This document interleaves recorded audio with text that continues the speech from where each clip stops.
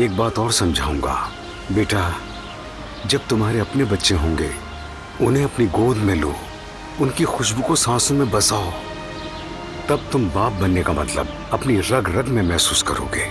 और जैसा मैंने कहा, जब तुम्हारा दिल मेरी औलाद कहना शुरू कर दे, फिर देखना कोई सच कोई झूठ तुम्हारे इस दिल को चुप नहीं करवा सकेगा बेटा। तुम्हारी माँ की मुखालफत जरूर की, लेकिन उसे हमेशा समझा। मैं उसके दिल में छुपी हुई खौफ की ताकत को जानता हूं कि उसका दिल कैसे कांपा होगा।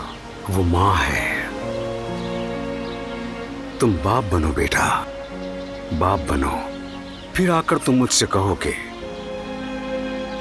मैं दिलान को उसकी हकीकत बताना चाहता हूं,